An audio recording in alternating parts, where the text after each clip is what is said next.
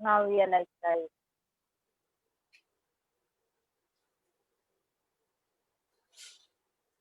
Yes.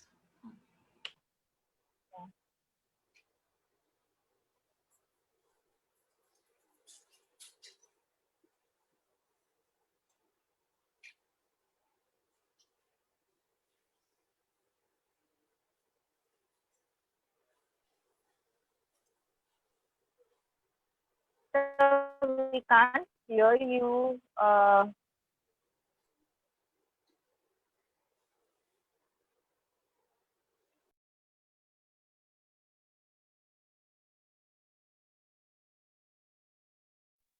So we are live on Facebook now. We can't hear you.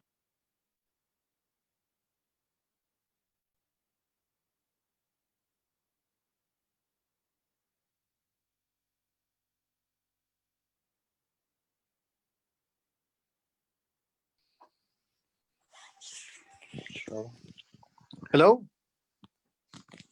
Yes. Okay. Hello? See, Ah, we can hear you now, sir. ah. Can you hear me?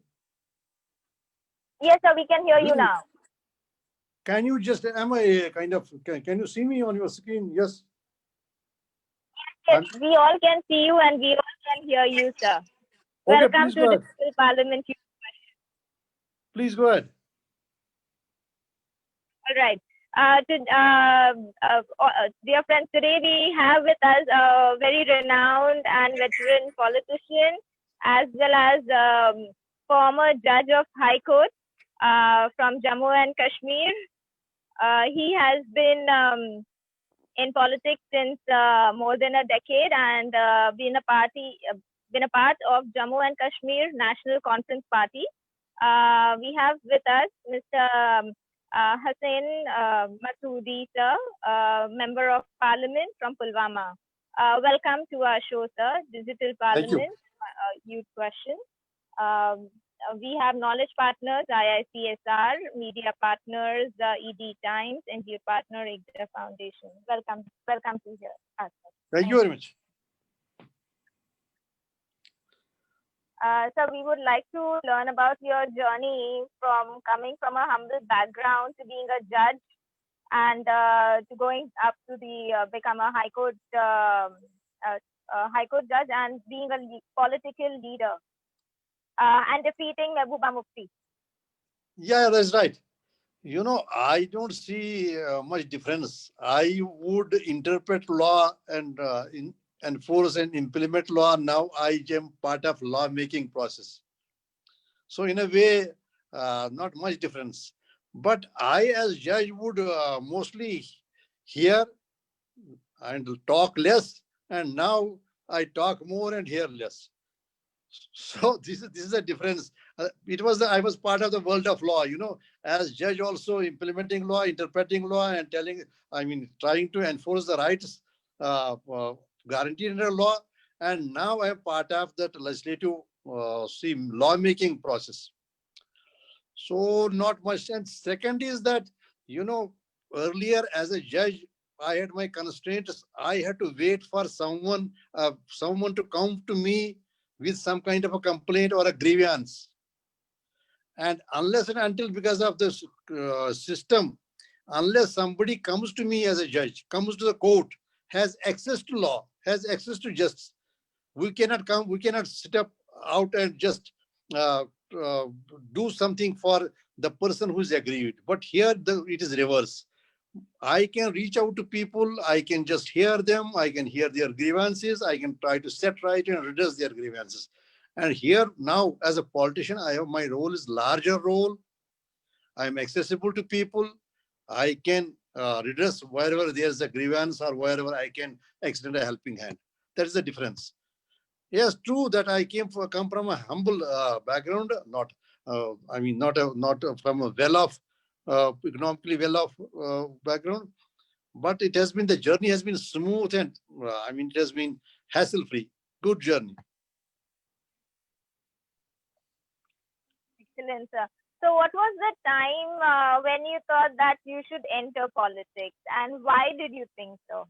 See, I earlier, because of my family background, in a rural area, a family that has, because my mother was my mother was my parents were educated. My mother was appointed as a government teacher in 1938.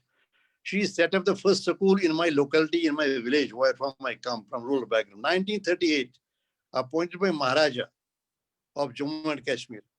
So thereafter, the family was kind of already, we would receive people, try to help them, start women education, do something for gender justice and deal with gender issues.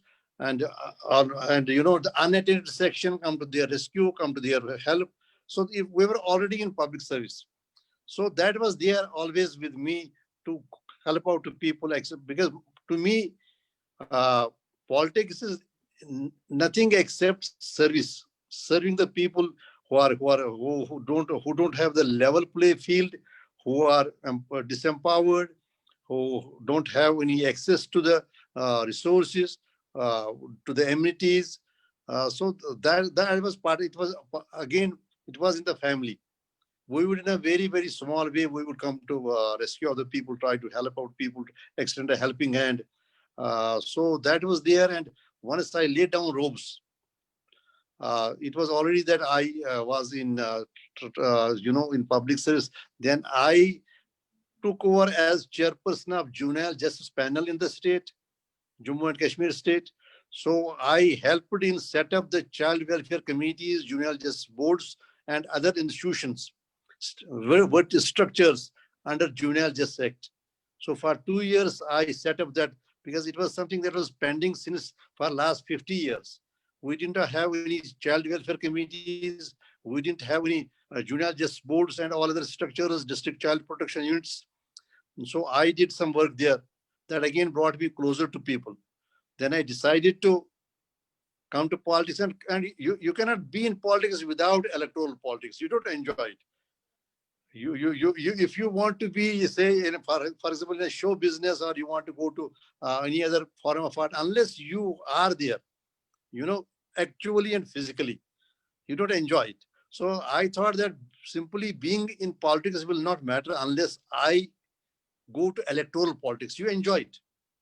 Go to people, try to convince them, and if they side with you, then you enjoy it, their support. So I did it, and I was pitted against, as you said, the former chief minister and Pradesh chief of the Congress. So it was because of the confidence people had in me that I was able to make it, and just was declared elected.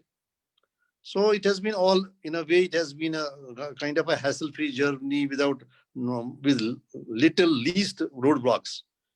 I did come. It was the first election. I won it. That's it. Excellent. A very rare thing to happen. Yeah, no, Now, Jammu. Yes, sir. yes, please. Now, Jammu and Kashmir is a very controversial state with a lot of issues. Which ones are close to your heart, and Yes, yes.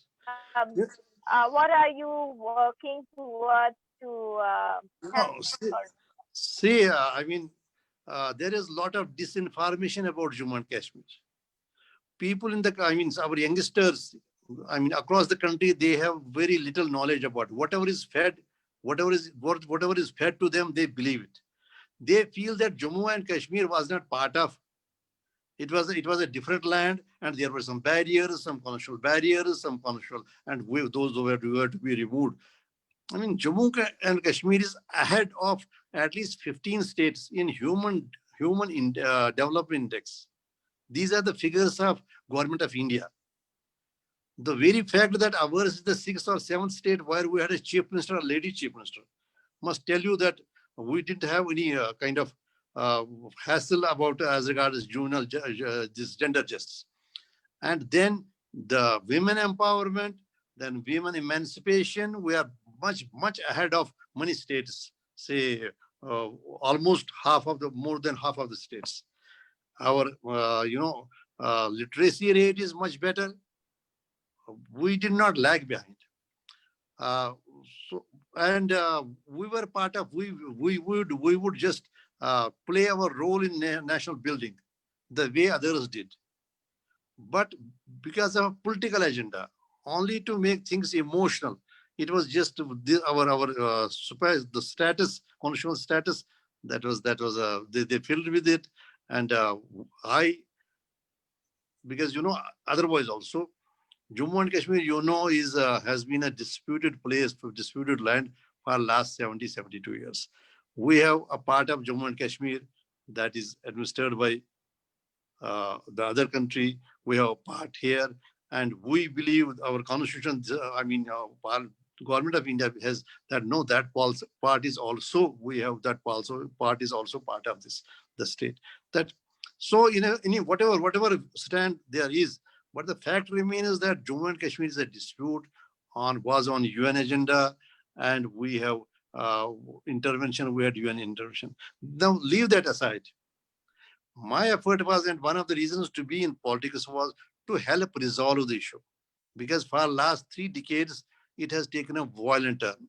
There have been at least 100,000 people are no more. They have lost their lives. There's lost property, and it is not.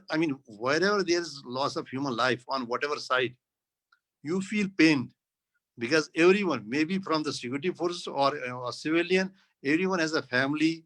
He is required back home. He's loved back home. He has children, or he has his siblings, or his parents, whoever is this. So we should not, we should kind of try to get out of it.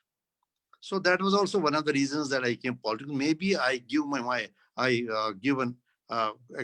make my contribution in resolving the issue. See, as a parliamentarian, as someone who has to do something with politics and all that.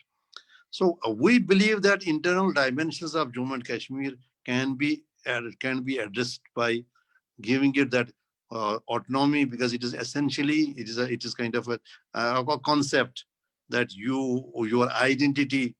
And this is not here only in Jammu and Kashmir. This is many states, other states. Even in Karnataka, or in 7 states, northeastern states. Even we have some kind of it in Himachal Pradesh. So it is always in a federal structure. That kind of sub-nationalism is there always. That is reflected in shape of culture, language, and all other matters surrounding the culture.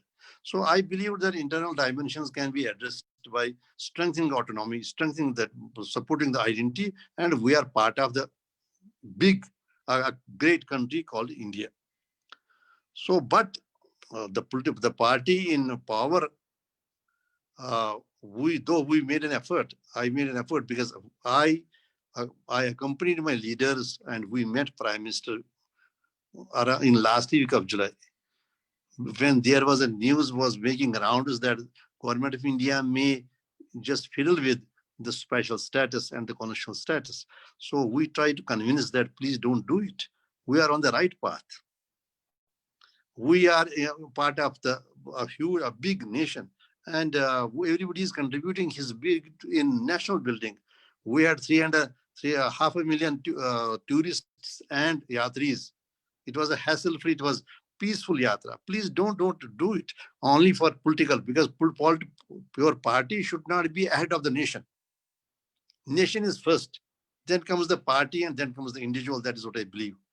But please don't do it. But they did not agree, and they took some decisions which we feel were unconstitutional, were not in tune with the constitution, and I feel I am not in constitution. So I am a petitioner before the Supreme Court. I have filed a petition against those 5th August decisions, that is reorganization, downgrading the state from Jammu and Kashmir from a state to a union territory, and then making an assault on its identity, on territorial integrity. I believe and continue to believe that those were not right decisions. It was a misadventure. But they said, for their own reasons, that political party may get some kind of a political dividend in Maharashtra, in Jharkhand, in Haryana, but they were disappointed. It didn't get those political dividends. But at the same time, they put whole nation at risk. Now, ma'am, see what is happening today.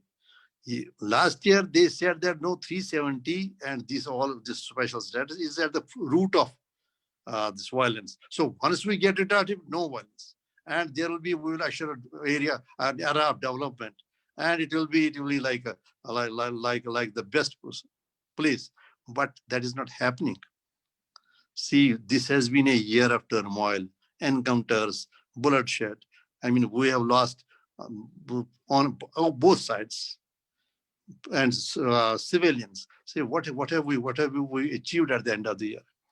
As regards they marketed the decision of 5th August on mistruths. For example, they said that there are no, there was no gender justice and there were gender issues. It was not a fact. We were, you'll be surprised to, because you were of the young people, you'll be surprised to know that our constitution was the first in the South Asia or maybe in part of the world which recognized right to happy childhood. In 1956, even in Constitution of India did not have, and they could not conceptualize right to happy childhood. When we guaranteed right to happy childhood to the people states of Jammu and Kashmir. And then it was taken as if it is only Kashmir enjoys this. No, it was all the three regions. We have people from we have from Jammu, from Kashmir, from Ladakh. We had this special status. What did this guarantee? It only said that we will have domicile rights over land, and this right over land was available to everyone, even someone in Jammu, and right to employment and right to scholarship. This was the sum total that we got, and our northeastern states have much more than that. They have ILP, in the inner line permit. You cannot visit Northeast, many other states. You cannot buy land there. I cannot buy land there. I cannot go to the Northeastern states unless I have the permit. So it was not, they just made it a monster 370 and then said that, no, we only have capacity to kill it. And we have only the power to kill it, and we have the will to. It was not that. And what is the story today? Story today is that we spend $1 billion per year on maintaining peace on streets of Jammu and Kashmir, on LOC and LAC. And this money belongs to people of India, people of the country who are disempowered, unattended, downtrodden, who don't have access to the healthcare, who don't have access. We don't, in Jammu and Kashmir, whatever they said was far from reality. We don't have a single farmer suicide during last 70 years. And we had some time back 6 per day in Chhattisgarh. We had 12,000 in Maharashtra. We don't have a single soul living under not having a roof over his head. We have per capita income much more than average per capita income in the country. See, a few days back, last year they said, no, they are in Estonia, it is far behind Jammu and Kashmir. And only just few weeks back, they clapped, they cheered. The first person who flew, who was asked to fly first Rafale from Paris to Ambala, it was a Kashmiri, from my constituency, South Kashmir, Mr. Hilal. And 2 months back, they were saying, oh, we have a girl who is a kickboxing champion, world champion kickboxing. And after 2 months, they came with a different narrative. So this was all wrong. It was marketed on mistruths. And see, ma'am, and my youngsters who are with me, now see what are the results. We don't see any development in sight. We have no peace. 4G is not there. It is just 2G. That is why we had some of these problems. And they say everything is normal. If everything is more normal, why don't you have 4G?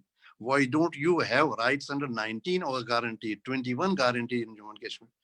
So what pains us is that we believe in the constitution of the country, and that constitution has been trampled upon. That constitution has been violated. There has been a big assault on the constitution. We value that constitution. And our youngsters, they are kind of, at times they feel shocked that we joined a country having faith in its secularism, in its socialism, in its constitutional democracy, in rule of law, and what is going on. So this makes my difficult. But all the same, we serve people. Today, when you asked me to come, I was away in Kulgam. Yesterday I was in my part Anantnag because we had a Disha meeting. We have central sponsored schemes, Narega to, in social sector, we have Ladli Beti, we have marriage assistance program and lot many programs from central programs to sponsor, because I as MP chair the meeting and I see that I review that how things are going on, try to monitor it. Today I was in Kulgam again having a review that how things are going, what is progress in different sectors. But that apart, that it is very difficult.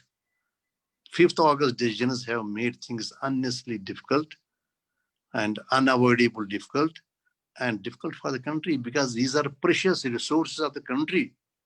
It is a misallocation of resources that we have here, we suffer from. Now see, sometime back I heard that we had paralegal volunteers, PLVs. Throughout the country, they were disengaged because there are no funds with NALSA, or there are not sufficient funds with NALSA, National Legal Service Authority. I heard that in our cities, I was associated with it. I heard that all those paralegals are being disengaged. Why? Because we don't have resources. And see here, we wind up spending $1 billion per year.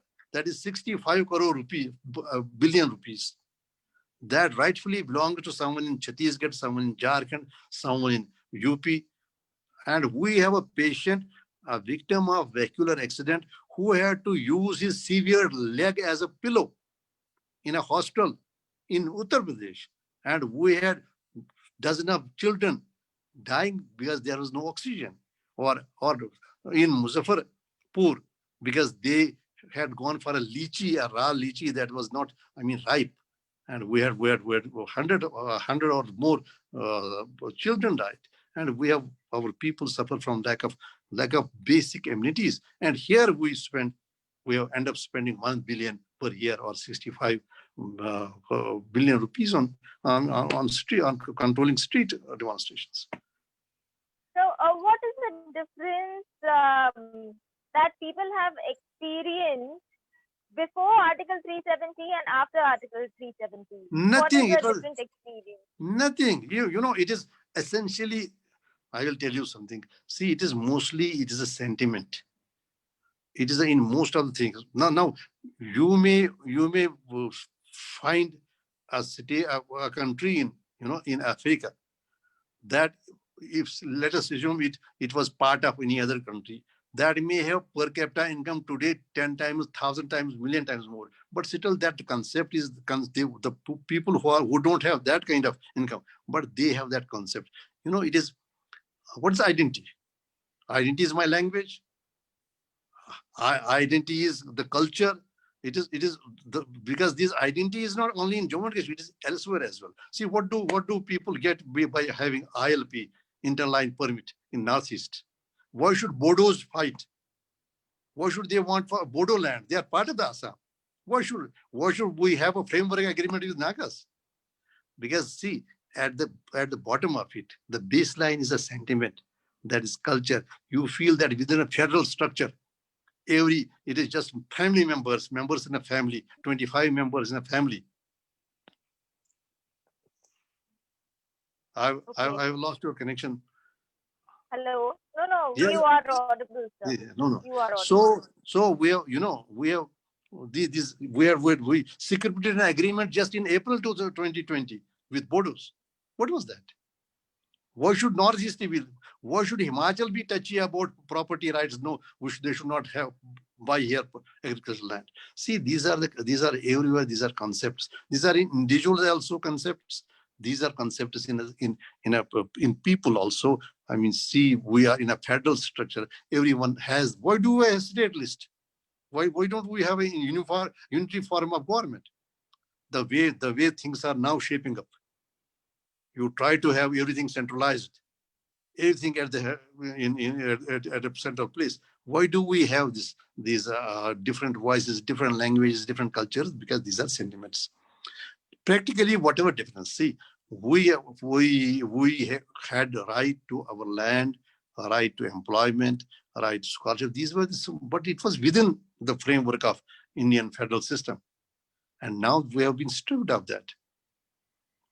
And now see, uh, the 5th August decisions have met massive disapproval.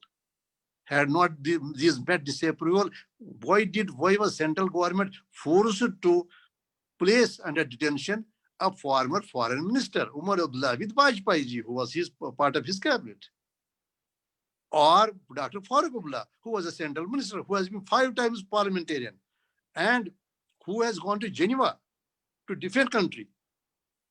When there was people shouted about the human rights record. He was the man who went to. His father was the man who went to UN Security Council, and now you turn around and you just imprison him. You just put him in detention. And what is the detention? Or what are the grounds of detention? Umar Abdullah, it is said by District Minister Srinagar, no, he was capable of persuading people to avoid, to ignore the threats or poll boycott calls. He was able to make them come to the polling station. So we should place him under detention. And what about the daughter of a former home minister, Mufti Mohammad Saeed? We have Mahbooba Mufti, who joined hands with BJP just 3 years back, and she is put under detention for 14 months. Why? Because they knew that it does not have public support. The decision of 5th August does not have public support. So that is why even people who sided with India, who supported the Indian cause, the country. Okay. Hello. Yes. Even they were. What was the reason to put them under detention? So there is a politics. That politics is, we say that separatists or Hurriyat and all that. They are not. He's a member of parliament. For 1 year, he didn't attend the parliament. So if these decisions were very good for the country, very good for the people of Jammu and Kashmir, so what was the need to have them detained? So that is why we say that it is not in the interest of country, because country uses very precious resources. We want these resources for nation building, for having safe access to the safe drinking water. We were not able to provide a decent means of transport to our millions of migrant workers who wanted to go to join their families. We don't have healthcare. We have a good number of cases where people who are suffering from a disease, they were waiting for the doctor. They just pop off. They just collapse. So these precious resources are to be spent on farmers, for downtrodden, for disempowered, instead of controlling the street demonstrations and street peace. Sir, in your regime, what are the initiatives that you are taking in your constituency, and how can the corporates and other youth also join you to support? My advice to youth will be that politics waits for you. You should not shy away from politics. Because politics does not mean only that you just go for conspiracies and you overthrow governments and all that. No. It means politics is a great role in nation building. We have good now of late. We are even people who are quitting Indian administrative service or to good jobs, lucrative jobs, to join politics, and that should be done. We must have good people in politics so that they are the decision makers. They are the social planners. They should be able to make fair and honest and objective decisions. So my request would be, no, please. This is also field. Don't avoid it. Don't say that, this field is not meant for us. This is equally, we have very good examples where people have made a difference. So and then youth can play a big role in, making the plan, in social sector, whatever is conceived, whatever plans are formatted to make those a reality for the people, because people need much support from non-governmental organizations as well. And then when they join the service, I met yesterday where I had a meeting with a deputy commissioner, district development commissioner, and all the officers. Today also I had a meeting. See, they are doing a good job. It is only that they don't have that hangover that we belong to a ruling class. They come closer to the people, try to understand their problems. And youth has a big role in nation building and serving the people and raising the, from the playing, providing a level play field for all the sections of the society. So what future do you see that Jammu and Kashmir would have in times to come, and what role would you like to play in the same? No. I always say in Parliament, outside Parliament, when we meet in Central Hall, I say that no, 5th August decisions, we must respect the sentiment. We're not in the interest, or not in the interest of the country, nor are in the interest of the countrymen, because we unnecessarily now pot is it is kind of igniting a fire. Now the pot is boiling. Now see, for last 14 months, what has happened? I mean, we have at the beginning of the year, someone says that no, we have only 50 youth. And within 2 months, they end up saying that no, we have eliminated. But these are our young men.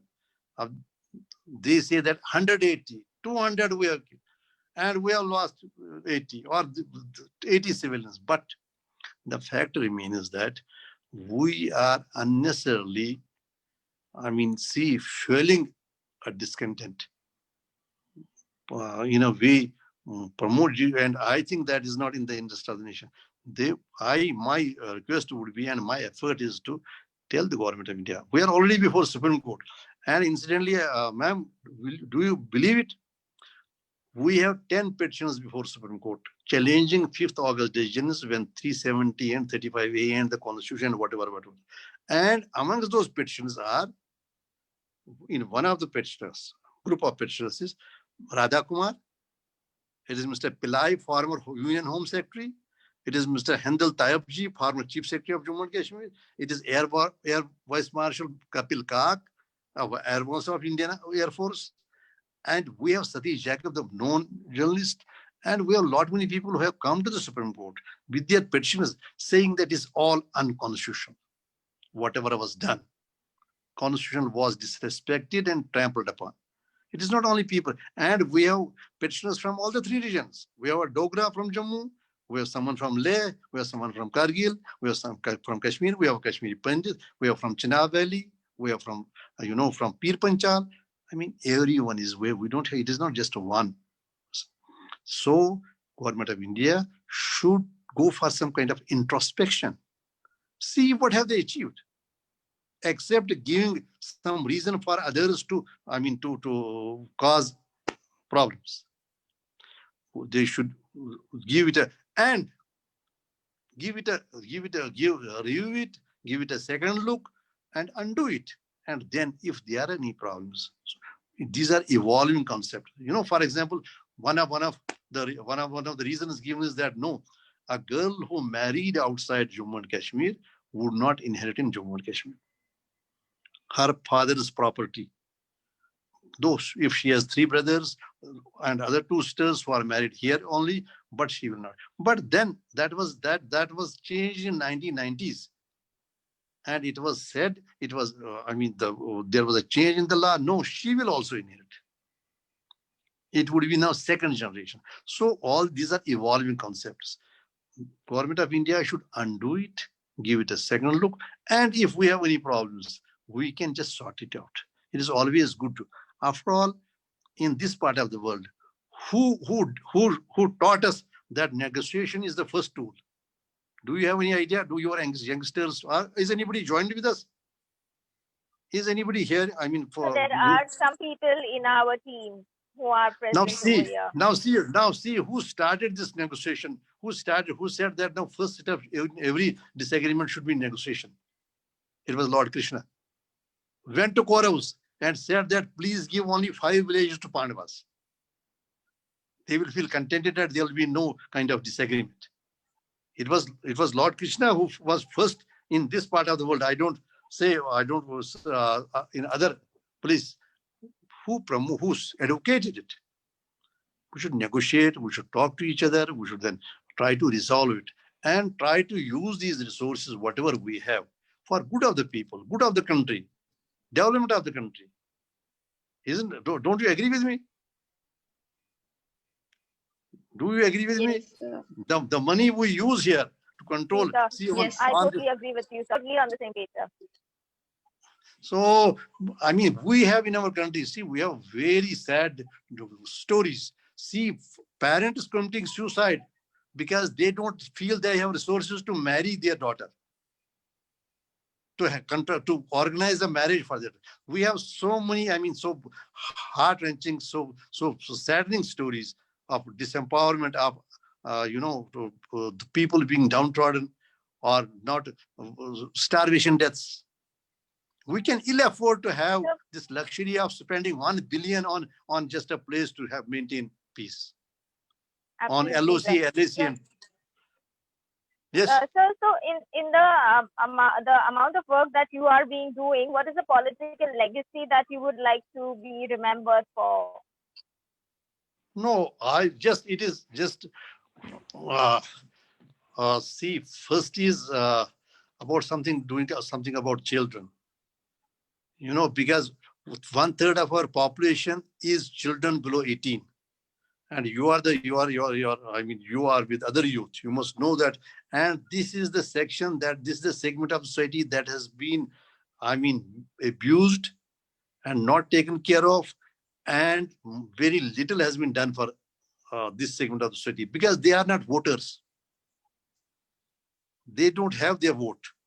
This 33% of our population does not have vote. So politicians and everyone normally ignores this segment. So first is doing something about them, then doing something who don't have access to justice to make it possible for them to have access to justice. Because litigation costs are these days so huge. People they live with the grievances. They don't advocate, they don't articulate their grievances, they don't agitate their problems, they don't complain because they don't have resources to litigate. So making justice accessible to these people who are disempowered, who are unattended section of society, traditionally doing something, in any case doing something, to sum up, something for people who don't have access to the resources and access to justice and who don't have a level play field. So maybe in education. Today I went to Pulwama and I was pained to find that only we have less than 50% female literacy. And it is 62 is the the male literacy. So these are the sectors. Don't believe in TVs only. They paint a rosy picture. They see as if everything is good, and don't go by this sloganing. Beti bachao, beti padhao. But actually on ground, not much is done. So these will be the areas to do something for unattended. Yes, sir. And in the present times, in the COVID-19 times, what kind of features do you think that digital tools like us should have, which will serve the political leaders? No. First is that we should be kind of alive to the challenge. So I had 2.5 crore rupees MP led. I donated 1.5 crore rupees to 4 districts to buy ventilators and to buy PPEs, personal protection equipment for our frontline health workers, and then masks for other people who could not afford it. So, the first is the sense to be alive to the problem, to try to understand the dynamics of the problem. And then you can do much. You can do, that may from a distance appear too little, but when we go to the ground, we can do much about it into awareness and helping people to confront it, and then all other whatever measures are to be taken to do that. Absolutely, sir. Sir, on this note, would you have any message for viewers? And does anyone have a question? Justin, Charulata?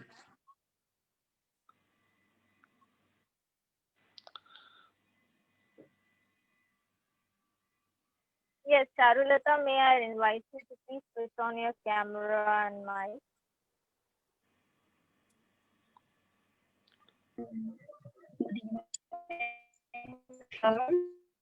So, my question is regarding the education system. So, when Article 370 was scrapped, so Kashmir has dealt with the longest ever lockdown that time. And like before the COVID-19 situation, now it's very common for us the law. But I don't know the exact situation, what actually happened in Kashmir and Jammu, because we usually believe what we see on social media or what television shows us, but exact truth, the people who are living there only know what is exactly happening there.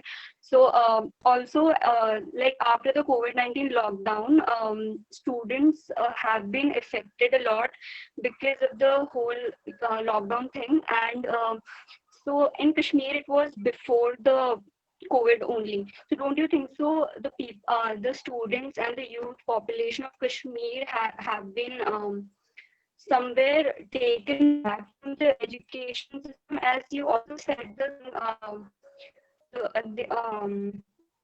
we have the large number of youth population right now. So Yeah. don't you think so? Because of the demographic different right now, youth should be mostly empowered and they should have access to better education and access to industry knowledge right now. And the art after Article 370 removed, Kashmir have somewhere lagged in comparison to the other states. Now, see, I mean, first you are right that we had a longer lockdown. Our lockdown started from 5th August. And that was, we were already in under lockdown when the second lockdown started of COVID, COVID-19 lockdown started. So practically we are under lockdown for more than a year. And as I told you that the worst affected are the students or the youngsters, because we don't have school for, our youngsters could not go to their school because schools and colleges were closed right after 5th August. Before or much before this lockdown. See, so that that space, I mean, classroom has its own advantages, interaction with the fellow students that was not there. And now, of late, what is the problem is that now these days, because educational institutions are closed, so all the students depend on digital education, online classes. And unfortunately, our 2.5 million students in Jammu and Kashmir do not have efficient access to the online class, to the digital education. Now, see, we have been arrived on the wrong side. Jammu and Kashmir has been, done in a very bad way on every side. First is our youth. They don't have, our youngsters, our school going children, they don't have access to the classrooms. They don't go to the educational. First, because of the lockdown, the 370 lockdown, and now because of COVID lockdown. Then they don't have access to the digital class. Our courts are not functioning the way in a place where we have 4G, speed of internet function. Our classes do not function, so students have been in a worse affected because of this lockdown 370. But still, they are making a very good and sincere effort to come up and just participate in whatever exam they can. Do you know that our students were not able to fill up the forms, send forms to different institutions through email because there was no connectivity, because initially there was no connectivity at all. And initially there were no phones at all. I mean, there mobile connectivity apart, there were not regular landline phones. So yes, Kashmir has been, worst affected by it, but still students, they just try to find out a way to overcome all these difficulties. And I told you that in any conflict, it is the children, it is the students, the youngsters of your age who are much more affected than other segments of the society. Totally agree, sir. But what Dr. Upadhyay, Justin. Sure. Yes, sir. Namaskar, sir. I'm from Himachal, And what has happened practically is, like, say, you talked about the land rights and all.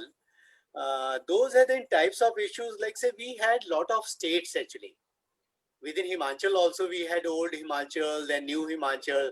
I have toured almost half of J&K, and I find that people are very nice actually. And how do we connect with the people in the remote areas now? No, I mean, in remote areas of Jammu and Kashmir. Yeah, because we have relatives, because No, I Himachal mean, and see, J&K. initially you must have expected, we have lot many because Yes, a part of Himachal was part of Jammu, or a yes, part of Jammu was part of Himachal. yes, Because we have relations in Kangra, we have relations in all other yes, places, and even my colleagues, we've had relations in Kangra. See, for example, our Chief Justice of India, Mr. T.S. Thakur, I think yes, he's again has relations in the Himachal. But there were a lot many difficulties initially, immediately after 5th August, because okay, there was no connectivity at all. Not even landlines would work for a few months. That is why you don't treat your own people like this. Then there's a backlash. There is that bitterness. Ji, Don't create that bitterness. Now, sir, you will agree that in Himachal we have some kind of land rights where we don't allow others to buy a land. Maybe agricultural land is confined, but though that doesn't mean that they are anti-national.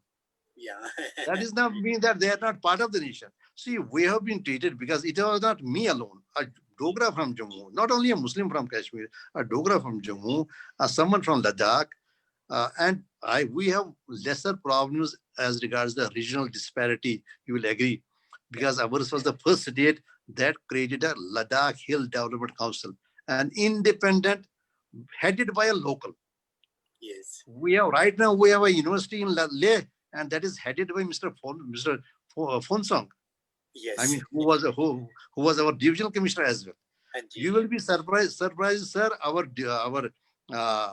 finance minister for 25 years was Gidailal Dogra, father-in-law of Arun Jaitley, and Ji, for 30 years. and Ji, So yes, there were difficulties in there were difficulties in communicating, because see, whatever we did not lose our connection with all the communities, inter-regional. We never, because I will shift to Jammu for 6 months, and they will shift to Kashmir because of climate and all that. and So Ji, we did not lose that relation. So we maintained those communication. But there were difficulties, but we had to overcome those difficulties. sure, And those difficulties continue even today. and Ji, okay, Because we had lot many workers from our place working in Himachal, different parts of Himachal, maybe Solan, Shimla, Kangda, other places, because they actually are work as laborers from some parts of Kashmir in Himachal during winter and and Ji, in Punjab. So theirs was also a problem how to bring them back after this COVID. bilkul Ji, sure, sir. So Um, so it has been wonderful to talk with you today evening and learn so much about Jammu and Kashmir from you. So any final message to our viewers? to youngsters, then don't shun, don't avoid politics.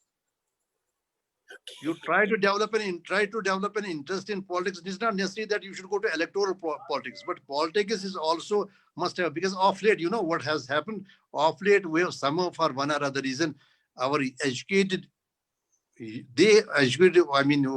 are well learned, educated, they have just tried to stay away from politics and say this is just wasting the time. And no, please do it, because this is a field where you can contribute much, and it gives you a bigger horizon, a wider horizon to serve. एक जो ना हम कहते हैं क्षितिज, ये तो नहीं, हम क्या कहते हैं उफक and horizon. It gives you a wider scope. It is a wider canvas to serve the society and serve your people. Thank you very much. Thank you very much, sir. So Thank nice. you. Thank you so much, sir. Thank you. Thank you, sir. Wonderful to have you. Thank you. Thank you.